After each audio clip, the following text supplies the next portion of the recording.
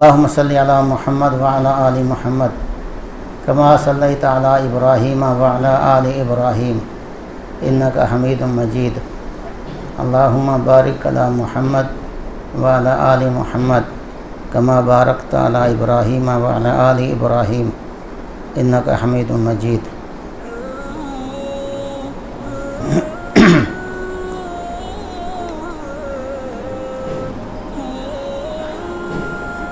اللہ تعالیٰ نے انسان پر کچھ اپنے حقوق رکھے ہیں اور کچھ معاشرے کے حقوق ہیں. پھر معاشرے میں سب سے زیادہ حق والدین کا رکھا ہے. پھر والدین کی نسبت سے اللہ تعالیٰ نے رشتہ داروں کے حقوق رکھے ہیں. کہ رشتہ داروں میں سب سے زیادہ حق والد اور والدہ کے جو قریبی رشتہ دار ہیں ان کا ہے. ماں کی نسبت سے بھائیوں کا تعلق اور بھائیوں کے ساتھ اچھا سلوک، بہنوں کے ساتھ اچھا سلوک، پھر بھتیجے اور بھانجے ان کے ساتھ اچھا سلوک، باپ کی نسبت چچاؤں سے اچھا سلوک، پھر چچا کی بہنیں ہیں پھوپھیاں ان کے ساتھ اچھا سلوک کرنا، پھر کزنوں کے ساتھ اچھا سلوک کرنا. جیسے جیسے یہ رشتے دور ہوتے جائیں گے ان کے ساتھ حسن سلوک کا معاملہ ظاہر ہے کمزور ہوتا جائے گا. جو سب سے زیادہ حق ہے وہ والدہ کے پیٹ سے جو بچہ پیدا ہوتا ہے، مثلا میں پیدا ہوا ہوں تو میرے بھائی ہیں، میری بہنیں ہیں، اور میری ماں جس پیٹ سے پیدا ہوئی ہے وہ میری خالائیں ہیں. قرآن مجید میں اس کی بہت زیادہ اہمیت ہے. اللہ تعالیٰ اچھے لوگوں کی یہ صفت بیان کرتا ہے قرآن مجید میں کہ والذین یصلون ما امر اللہ بہ ان یوصل، کہ اللہ تعالیٰ وہ لوگ جو رشتوں کو جوڑتے ہیں جن کے جوڑنے کا اللہ نے حکم دیا ہے. یہ اللہ نے ان کی خوبیاں بیان کی ہیں اور منافقوں کے بارے میں بتایا کہ اگر ان کو زمین میں اقتدار مل جائے تو یہ زمین میں فساد کریں گے اور رشتے توڑیں گے. اور یہ جو ہم خطبے میں آیت پڑھتے ہیں واتقوا اللہ الذی تساءلون بہ والارحام، ڈر جو اللہ تعالیٰ سے اور رشتہ توڑنے سے بھی بچ جاؤ. اللہ سے ڈرو اور قطع رحمی سے بھی ڈرو. اسی طرح جہنم کے اوپر جو پل رکھا جائے گا جسے پل صراط کہتے ہیں، اس کے ساتھ آنکڑے لگے ہوئے ہوں گے، ہک لگے ہوئے ہوں گے. کچھ ہک وہ بھی ہوں گے کہ جو قطع رحمی کرنے والے لوگ ہوں گے، جو رشتے کو توڑنے والے لوگ ہوں گے. جب اوپر سے گزریں گے تو وہ ہک کے ساتھ اڑیں گے، ہک ان کو نیچے کھینچ کے جہنم میں گرا دے گا. اب اس کی کتنی اہمیت ہوئی. اسلام سے پہلے بھی یہ صلہ رحمی تھی. یہ صرف اسلام کا حکم نہیں ہے، یہ ہمیشہ سے انسانیت میں ہر نبی کی تعلیم میں یہ بات شامل ہے، صلہ رحمی کرنا. اس بارے میں احادیث بھی ہیں. حضرت ابو ہریرہ سے ایک حدیث ہے کہ رسول اللہ صلی اللہ علیہ وسلم نے فرمایا من کان یؤمن باللہ والیوم الآخر، جو آدمی اللہ پر ایمان رکھتا ہے اور آخرت پر ایمان ہے.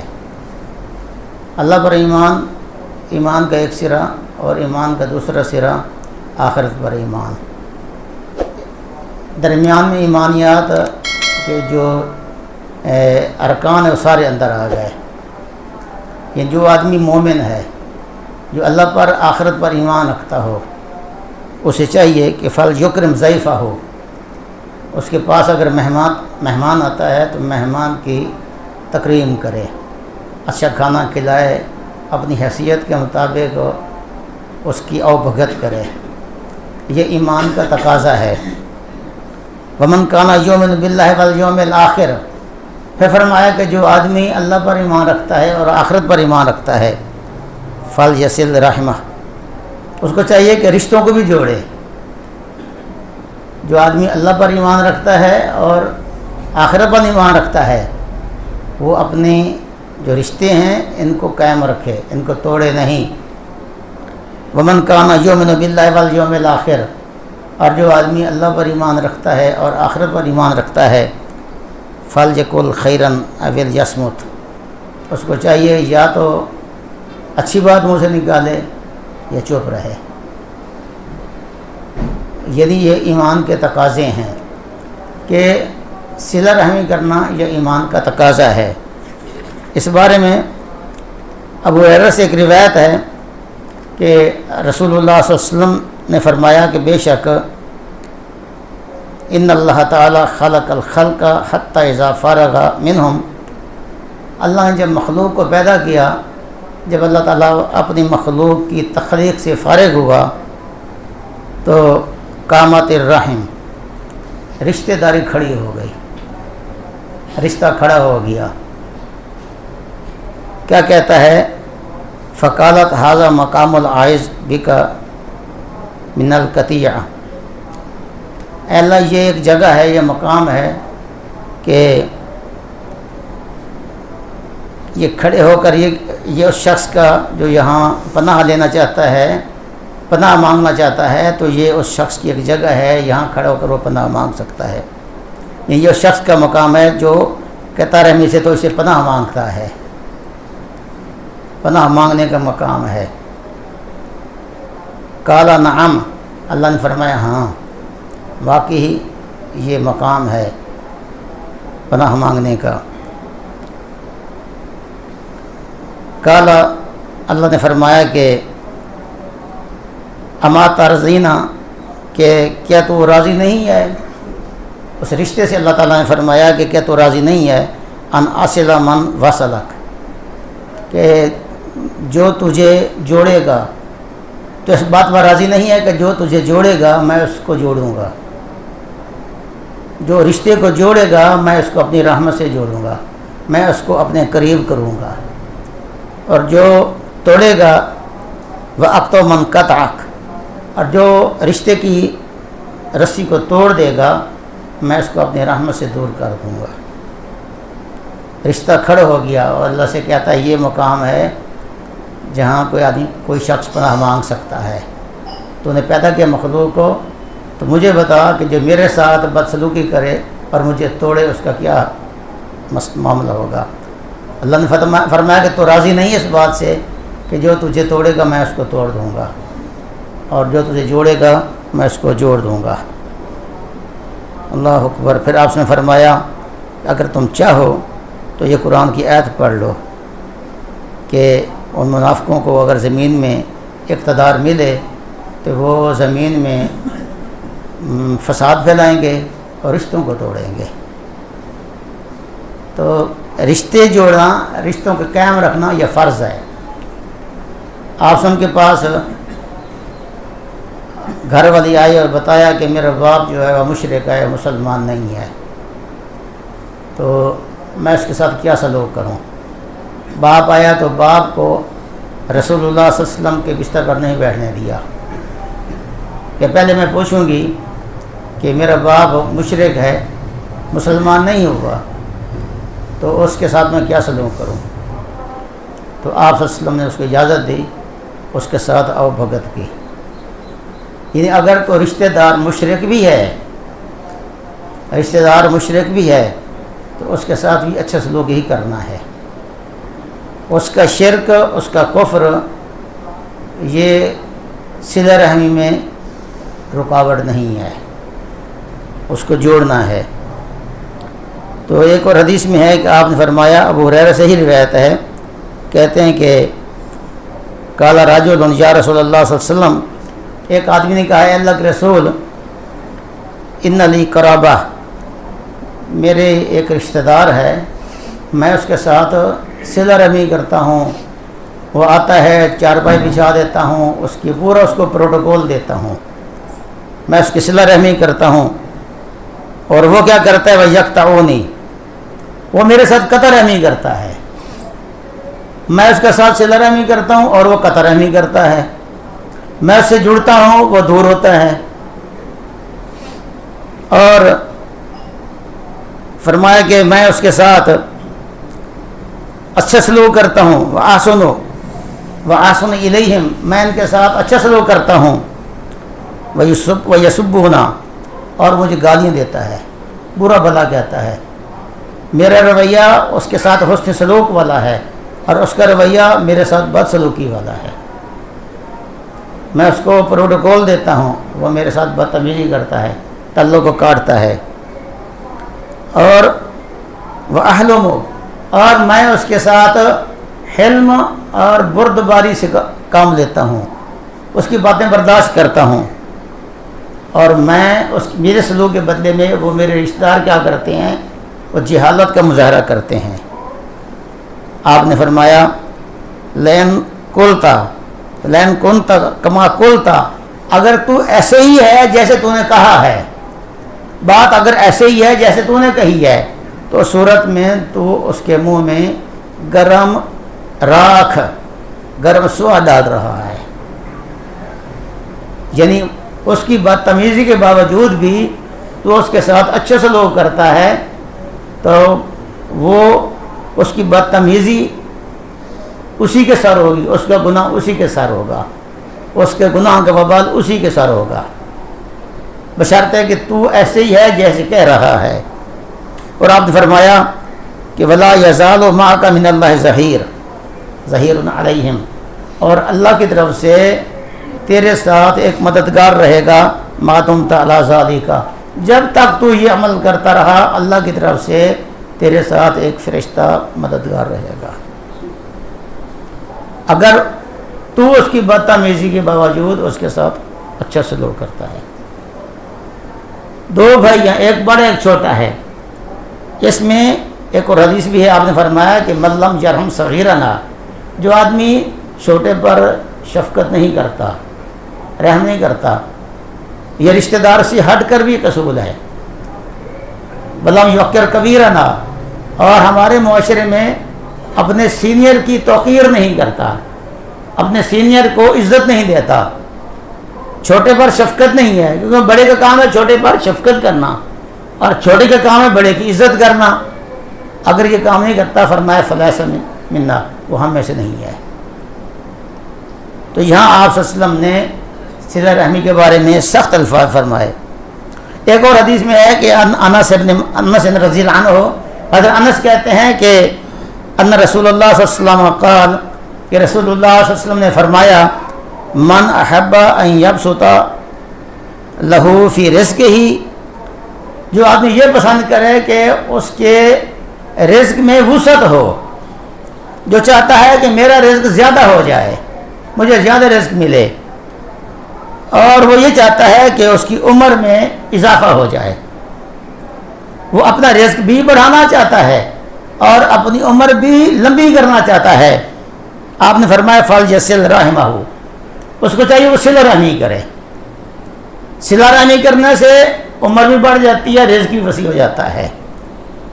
رزق وسیع ہونے کا ایک مطلب تو یہ ہے کہ فی الحقیقت اس کا رزق بڑھ جاتا ہے، اللہ تعالیٰ ایسے ذرائع پیدا کر دیتا ہے، اس کا رزق بڑھ جاتا ہے۔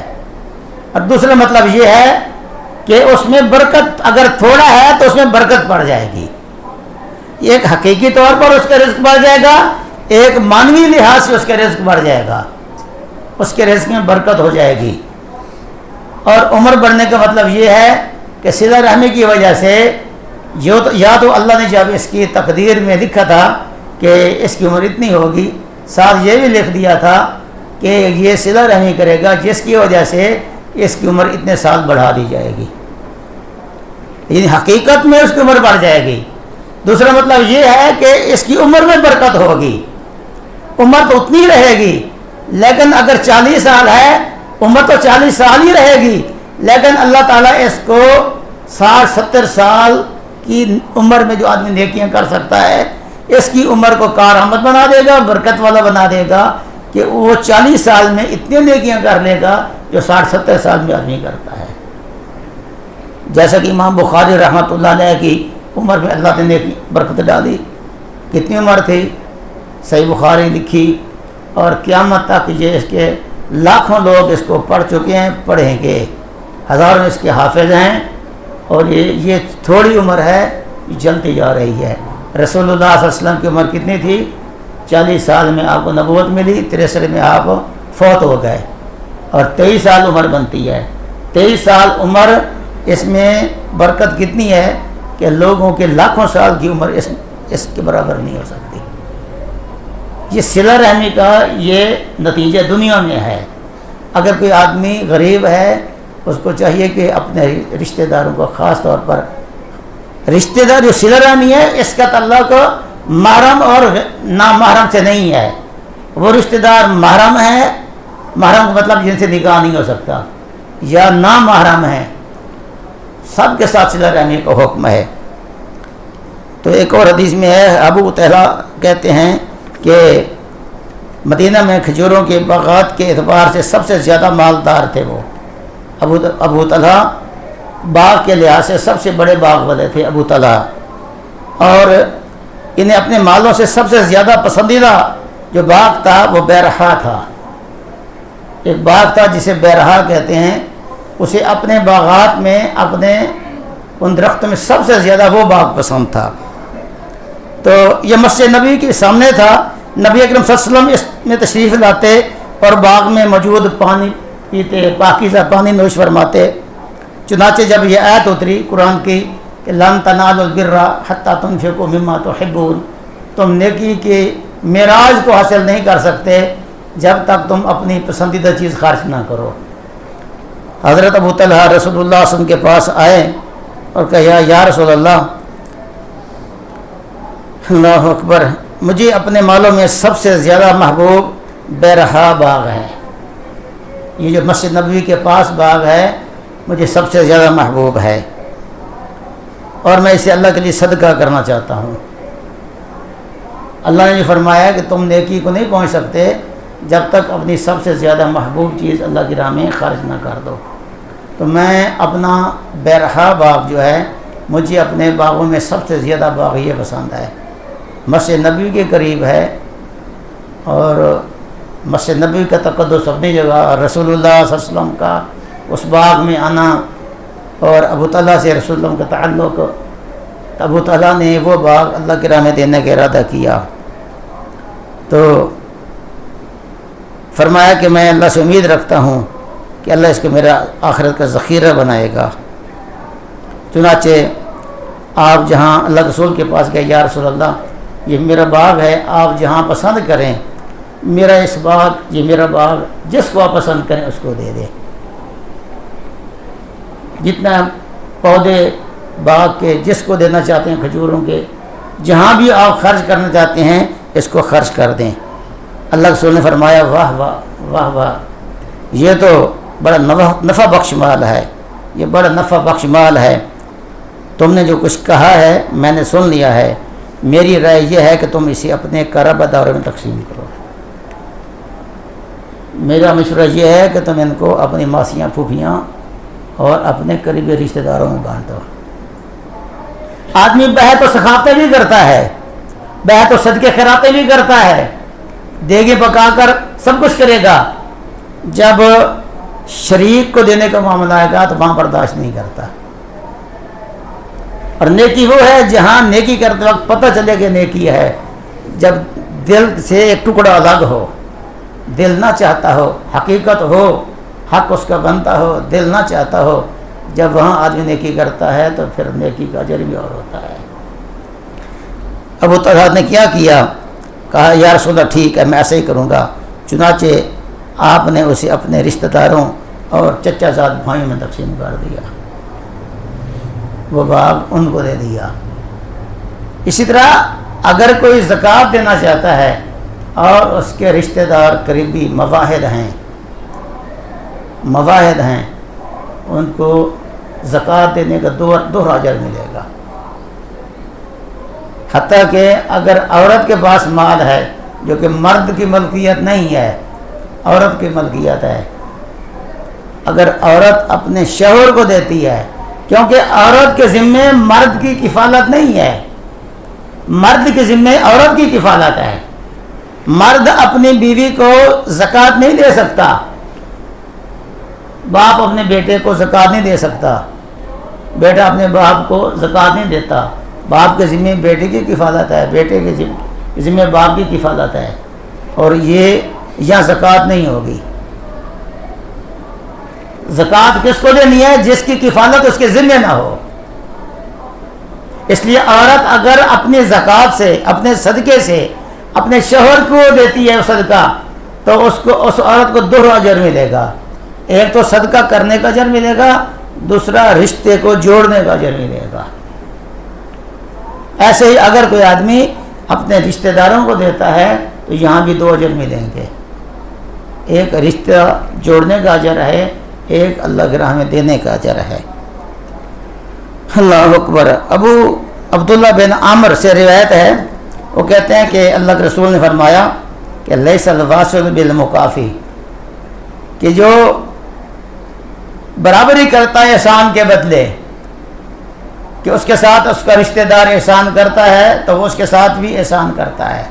بھائی نے کچھ کیا تو یہ اس کے ساتھ کر دیتا ہے، بہن نے اس کے ساتھ وہ احسان کیا تو یہ بھی اس کے ساتھ احسان کرتا ہے. رسول اللہ صلی اللہ علیہ وسلم نے فرمایا کہ وہ شخص صلہ رحمی کرنے والا نہیں ہے جو کسی رشتہ دار کے ساتھ احسان کے بدلے میں احسان کرتا ہے. احسان کے بدلے احسان کرتا ہے تو یہ صلہ رحمی نہیں ہے.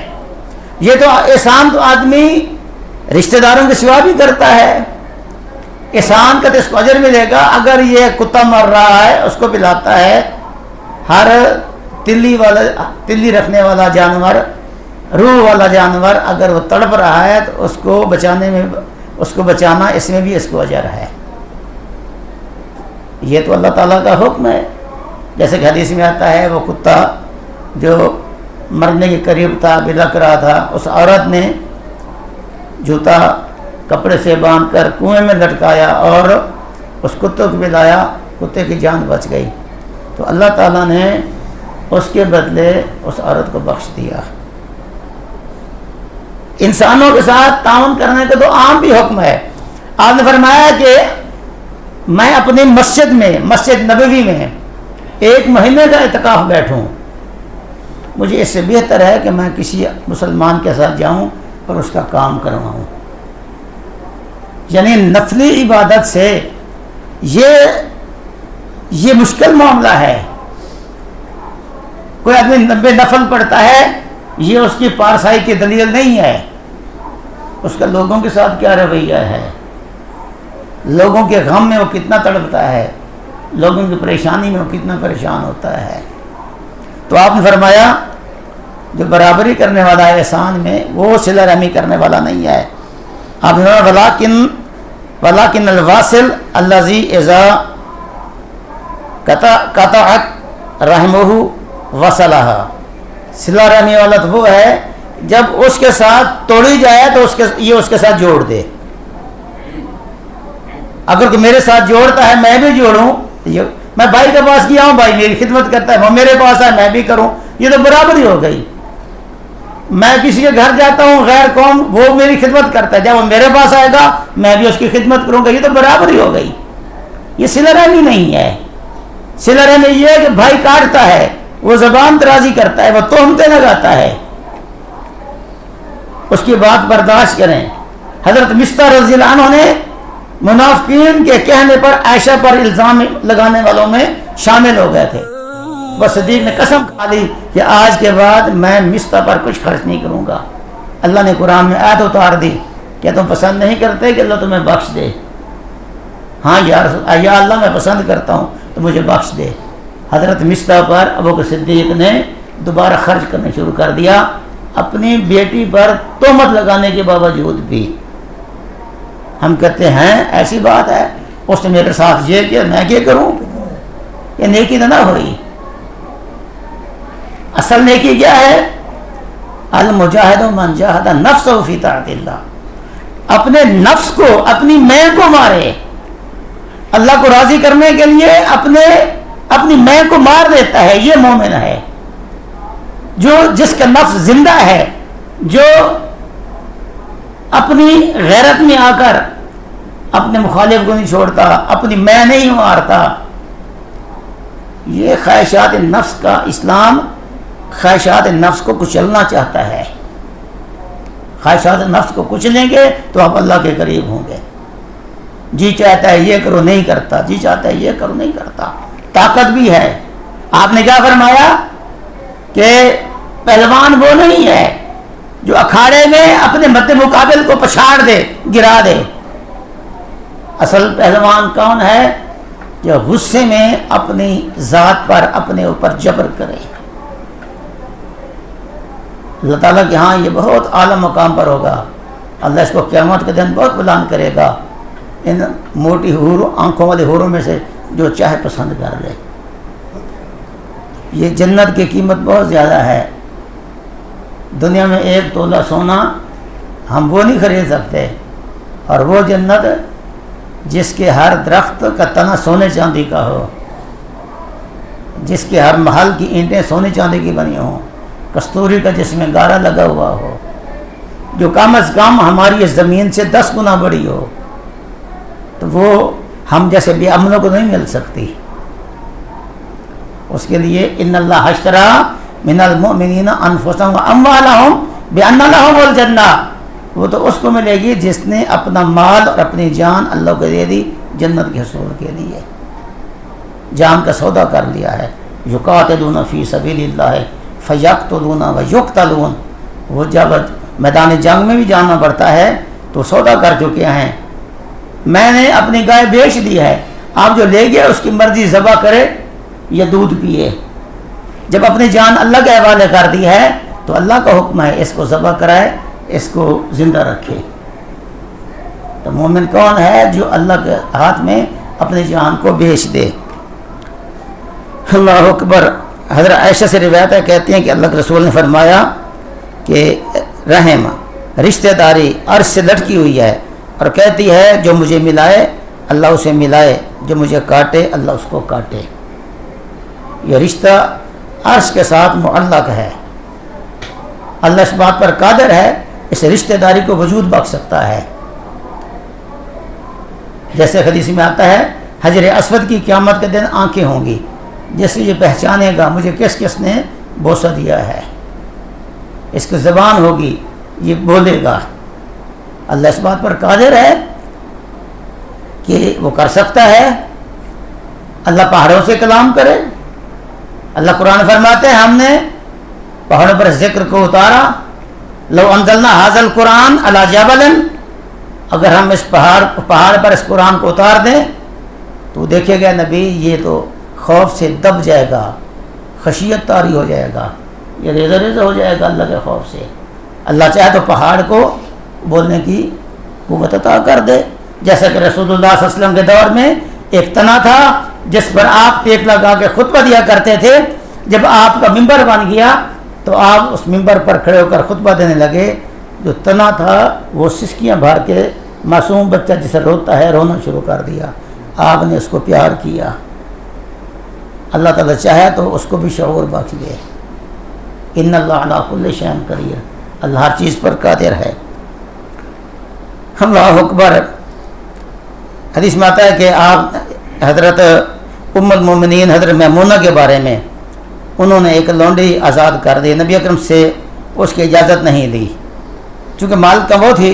چنانچہ جب وہ دن ہوا جو ان کے پاس نبی صلی اللہ علیہ وسلم کی تشریف لائے باری تھی حضرت میمونہ کی، تو اللہ کے رسول آئے تو آپ اس کا ذکر کیا حضرت میمونہ نے۔ آپ نے محسوس کیا کہ میں نے اپنی لونڈی آزاد کر دی ہے، آپ کو محسوس ہوا کہ میں نے اپنی لونڈی کو آزاد کر دیا ہے۔ آپ نے فرمایا کہ واقعی تو نے ایسا کیا ہے؟ انہوں نے کہا ہاں یا رسول اللہ۔ آپ نے فرمایا پھر اپنے ماموں کو دے دیتی، تو نے آزاد کرنا تھا تو کس کو دیتی؟ اپنے ماموں کو دے دیتی، وہ تیرے رشتہ دار تھے۔ اللہ اکبر۔ حضرت ابو ایوب خالد بن زید انصاری سے روایت ہے کہ ایک شخص نے کہا اے اللہ کے رسول مجھے ایسا عمل بتائیے جو مجھے جنت میں داخل کر دے اور جہنم سے دور کر دے۔ نبی اکرم صلی اللہ علیہ وسلم نے فرمایا کہ تم تعبد اللہ ولا تشرک بہ شیئا، اللہ کی عبادت کرنا اور اللہ کی عبادت میں شریک نہ ٹھہرانا، وتقیم الصلاۃ اور نماز پڑھنا، وتؤتی الزکاۃ اور زکوٰۃ دینا، وتصل الرحم اور صلہ رحمی کرنا۔ یہ وہ عمل ہے کہ جو انسان کو جہنم سے دور کرتا ہے اور جنت کے قریب کرتا ہے۔ ایک اور روایت ہے حضرت سلمان بن عامر سے کہ نبی اکرم صلی اللہ علیہ وسلم نے فرمایا کہ جب تم میں سے کوئی شخص روزہ کھولے تو اسے چاہیے کہ کھجور سے روزہ کھولے، اس لیے کہ اس میں برکت ہے۔ اگر کھجور میسر نہ ہو تو پانی سے کھولے کیونکہ وہ پاک ہے اور پاک کرنے والا ہے۔ اور فرمایا مسکین پر کیا گیا صدقہ صرف صدقہ ہے اور رشتہ داروں پر کیا گیا صدقہ دو حیثیتیں اس کی ہیں۔ مسکین کو دو گے تو صرف صدقہ شمار ہوگا، اور اگر رشتہ داروں کو دو گے تو اس کے دو حیثیتیں ہیں، وہ صدقہ بھی ہے اور صلہ رحمی بھی ہے۔ اسی طرح ایک حدیث میں آپ نے فرمایا کہ لا يدخل الجنۃ قاطع، جو آدمی رشتے توڑے گا وہ جنت میں نہیں جائے گا۔ جوڑنا کیا ہے میں نے پہلے بیان کر دیا، جوڑنا کیا ہے، وہ توڑتا ہے تم اس کو جڑو۔ رشتہ جوڑنے میں یہ بھی ہے کہ اگر وہ مواحد ہے ان سے رشتہ داریاں بھی کرو، ان کو اپنی خوشی میں بلاؤ، ان کو اپنی غمی میں، وہ غم میں تمہارے ساتھ ہو، صدقہ خیرات میں ان کو پہلے دو، یہ ان کو جوڑنا ہے۔ تو آپ نے فرمایا کہ جو آدمی رشتے توڑے گا وہ جنت میں نہیں جائے گا۔ ایک اور حدیث میں ہے کہ اچھا پھر یہ رشتہ داری جو رشتہ جوڑنا ہے پھر آگے بڑھتا جاتا ہے، جہاں تک کہ نبی اکرم فرماتے ہیں کہ سب سے بڑی نیکی یہ ہے کہ اپنے باپ سے دوستانہ تعلقات رکھنے والوں سے تعلق جوڑ کے رکھے، یعنی صرف کزن بھی نہیں ہیں، صرف ماموں کے بیٹے ہی نہیں ہیں۔ اگر کسی کا باپ اس کا دوست تھا، باپ فوت ہو گیا ہے، تو اپنے باپ کے دوست سے بھی اچھا تعلق رکھے۔ حضرت خدیجہ جب فوت ہو گئی تو رسول اللہ صلی اللہ علیہ وسلم اس کے بہت تذکرہ کرتے۔ حضرت عائشہ کی بات بڑی عجیب محسوس ہوتی، سوکڑ تھیں، ظاہر ہے کہ حضرت عائشہ کے سامنے جب بار بار حضرت خدیجہ کا ذکر ہوتا تو حضرت خدیجہ کی یہ بہت بڑی عظمت تھی، فوت ہو گئی تھی۔ تو پھر آپ کا معاملہ یہ تھا کہ جب کوئی چیز دیتے، خرچ کرتے، گوشت آتا تو آپ حضرت خدیجہ کی سہیلی کے گھر بھجوا دیتے۔ اللہ اکبر۔ جہاد کا معاملہ ہے، آدمی آتا ہے پوچھتے ہیں کہ تیری خالہ ہے، یا خالہ کے ساتھ اچھا سلوک کر، یعنی یہ رشتے ان کو نبھانا کتنا ہے۔ حضرت عبداللہ بن عمر کے بارے میں آتا ہے کہ جب مکہ جاتے تو ان کے پاس ایک گدھا ہوتا، عبداللہ بن عمر کے پاس ایک گدھا ہوتا، جب وہ اونٹ کی سواری سے اکتا جاتے تو اس پر سوار ہو کر راحت محسوس کرتے، اونٹ پر ہل ہل کر تھک جاتے تو گدھا ساتھ رکھتے، گدھے پر بیٹھ جاتے، اور ایک امامہ ہوتا جسے وہ سر پر باندھتے۔ ہمارا معاشرہ تو ہے ننگے سر رہنا ہماری عادت بن گئی ہے، یہ اسلامی کلچر نہیں ہے۔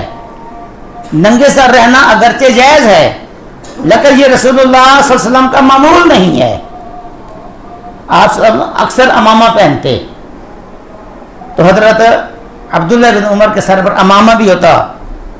تو اس دوران ایک دن وہ اس گدھے پر سوار تھے کہ آپ کے پاس ایک دیہاتی گزرا۔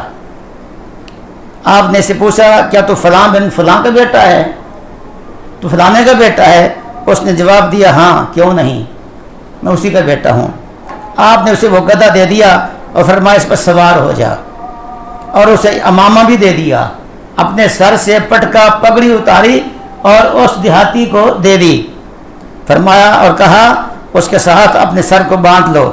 چنانچہ ابن عمر کے بعد ساتھیوں نے اس سے کہا، عبداللہ بن عمر سے، اللہ آپ کو معاف کرے، آپ نے دیہاتی کو وہ گدھا بھی دے دیا جس پر آپ خود آرام کرتے تھے، اور امامہ بھی دے دیا جس کے ساتھ اب اپنا سر باندھتے تھے، تو آپ نے فرمایا ہاں میں نے رسول اللہ صلی اللہ علیہ وسلم سے سنا ہے، آپ نے فرمایا تھا سب سے بڑی نیکی یہ ہے کہ آدمی اپنے باپ کے مرنے کے بعد اس کے دوستوں سے تعلق برقرار رکھے۔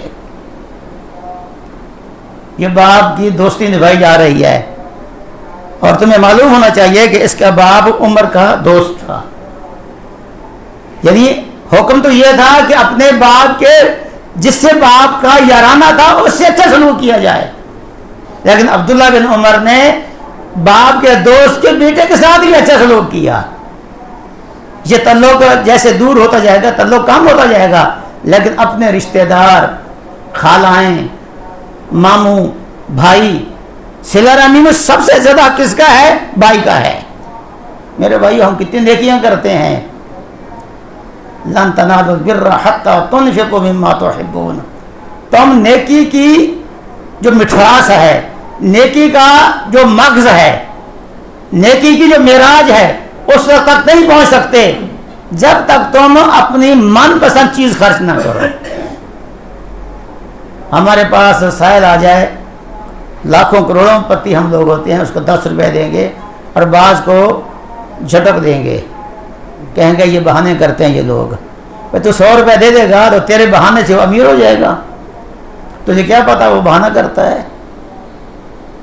سائل اگرچہ گھوڑے پر سوار ہو کیا ہے، اس کی تکریم کرنا اور اس کو دینا یہ لازم ہے۔ اگر نہیں دے سکتے تو پھر اس کے بارے میں غلط ریمارکس، غلط تاثرات ظاہر نہ کریں، بہتر ہے اس کو دیں، کم از کم کچھ نہ کچھ دے کر لوٹائیں۔ یہ سلف میں ایک بارے میں آتا ہے کہ وہ گھر میں تھے، ہمارے ہاں تو شہد کا استعمال بہت کم ہے، ہم تو بوتلوں پر لگ گئے ہیں، پیپسی کو وغیرہ، تو ایک سائل آیا، اس سائل کہتا ہے کہ مجھے تھوڑا سا شہد دو، اس محدث تھا، اس نے کہا لانڈی سے یہ گھڑا مٹکا بھرا پڑا ہے، اس شہد سارا اس کو اٹھا کر دے دے۔ وہ کہتی ہے آقا سائل ہیں، تھوڑا سے راضی ہو جاتے ہیں، اتنا مٹکا آپ اس کو دے رہے ہیں؟ فرماتے ہیں اس نے اپنی ضرورت کا مانگا ہے اور ہم اپنے ظرف کے مطابق دیں گے، یہ ہمارا ظرف ہے، ہم تھوڑا کیوں دیں؟ تو میرے بھائیوں، اللہ رزق میں اللہ کے رسول بتاتے ہیں، فرماتے ہیں کہ صدقہ دینے سے مال میں کمی نہیں آتی۔ روز فرشتے آسمان سے اترتے ہیں اور کیا کہتے ہیں؟ اے اللہ جو دیتا ہے اس کے مال کو بڑھا دے، جو نہیں دیتا اس کے مال کو تلف کر دے، اس کے مال کو ضائع کر دے۔ تو اللہ سے استغفار کریں اور صحابہ کرام کا عمل دیکھیں۔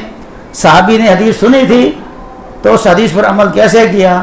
اپنا گدا بھی اس کو دے دیا، اپنی پگڑی بھی اس کو دے دی، کہ اللہ کے رسول نے بتایا تھا سب سے بڑی نیکی یہ ہے اپنے باپ کے جو دوست ہے اس کی تقریب کرنا، یہ بہت بڑی نیکی ہے۔ صحابہ کرام یہ ایک ایک سورت پڑھنے میں مہینوں لگا دیا کرتے تھے، اور پڑھتے ہیں نا ذالک الکتاب لا ریب فیہ ھدی للمتقین، یہ کتاب ہدایت کی ہے، متقی لوگوں کو راہ دکھاتی ہے۔ متقی کون ہیں؟ الذین یؤمنون بالغیب، جو غیب پر ایمان لاتے ہیں، جیسے جیسے حکم آئے گا وہ ویسے ویسے ڈھلتے جاتے ہیں، نماز پڑھتے ہیں، نمازیں پڑھیں گے، زکوٰۃ کا حکم ہے تو زکوٰۃ دیں گے، کوئی حکم آتا ہے وہ تفسیر اس طرح پڑھتے تھے کہ قرآن پڑھا اور اس کی تفسیر کیا تقاضا کرتی ہے، قرآن پر ساتھ ساتھ عمل کرتے گئے۔ یہ تمام صحابہ کرام کا یہ معاملہ تھا، صدقے خیرات کے علاوہ بھی کوئی نیکی کا موقع نہیں جانے دیا کرتے تھے۔ اس طرح کے بے شمار واقعات ہیں صحابہ کرام کی زندگی میں۔ اگر ہم چاہتے ہیں کہ اللہ ہم سے راضی ہو تو یاد رکھیں، یہ سوچنا کہ میں کوئی بڑی نیکی کروں گا، چھوٹی نہیں کرتا، اللہ اس کو چھوٹی نیکی کی توفیق بھی نہیں دیتا۔ نیکی کا موقع ضائع نہیں کرنا۔ آپ نے فرمایا کہ کسی نیکی کو حقیر نہ جانو، اگرچہ اپنا بھائی آ گیا ہے اس کو بھی مسکرا کر ملو۔ انسان، اللہ تعالیٰ نے انسان کے ہر جوڑ پر صدقہ لازم کر دیا ہے، 360 جوڑ ہیں، ہر جوڑ پر صدقہ لازم کر دیا ہے. سبحان اللہ کہنا صدقہ ہے, الحمدللہ کہنا صدقہ ہے, یہ صدقات ہیں. اور اگر وہ صبح نماز دن نکلنے کے بعد 2 رکعت پڑھ لیتا ہے تو اللہ کی طرف سے اس کے 360 جوڑوں کا صدقہ ادا ہو جاتا ہے. کیونکہ نماز میں انسان کے سارے جوڑ استعمال ہوتے ہیں, تو جتنے جوڑ استعمال ہوتے ہیں تو یہ سب جوڑوں کا صدقہ وہ 2 رکعت نماز ہے. تو اللہ سے ہم دعا مانگتے ہیں کہ اللہ تعالیٰ ہمیں نیکیوں کی توفیق عطا فرمائے اور جو احکامات اس نے دیے ہیں ہمیں اس پر عمل کرنے کی توفیق عطا فرمائے. وہ ہم سے راضی ہو, ہم اس سے راضی ہوں. ہمارے بیماروں کو شفا عطا فرمائے, ہمارے مسلمان بھائیوں کی مدد کرے دنیا کے ہر خطے میں, اور ہمارے مریضوں کو صحت یاب کرے, خواہ وہ گھر میں ہیں یا ہسپتال میں ہیں. اور ہمارے جو لوگ اپنے مسلمان جہاں کہیں ہیں وہ فوت ہو گئے ہیں تو اللہ تعالیٰ ان کی بخشش فرما دے, اور ہماری بھی اللہ تعالیٰ بخشش فرما دے. اور ہمارے دل کو کسی بھی مومن کے لیے ہمارے دل میں کینہ نہ ہو. اللہ فرماتے ہیں قرآن میں کہ جب جنتی جنت میں جائیں گے, اگر وہ اعلیٰ درجے کے مومن ہیں, جنت میں جانے کے لائق ہیں, تو کینے اور بغض کی موجودگی میں وہ جنت میں نہیں جائیں گے جب تک اللہ ان کے دل سے بغض ختم نہیں کرے گا. وَنَزَعْنَا مَا فِي صُدُورِهِم مِّن غِلٍّ, جو کینہ اور بغض ہے اس کو نکال دیا جائے گا, پھر اس کو جنت میں بھیجا جائے گا. تو یہ بہت بڑا اجر ہے اپنے دل کو مسلمانوں کے لیے صاف رکھنا, کسی کے سامنے کسی بھائی کا اس کی برائیاں بیان نہ کریں. اگر اس کا دل اس کے لیے میلا نہیں ہے تو آپ اس کے دل کو اس کے بارے میں باتیں کر کے میلا نہ کریں. یہ اپنے دل کو صاف رکھنا یہ بہت ضروری ہے. اللہ سے ہم اس کی بخشش کا سوال کرتے ہیں اور گناہوں کی معافی کا سوال کرتے ہیں. سبحان ربک رب العزت عما یصفون وسلام علی المرسلین والحمد للہ رب العالمین.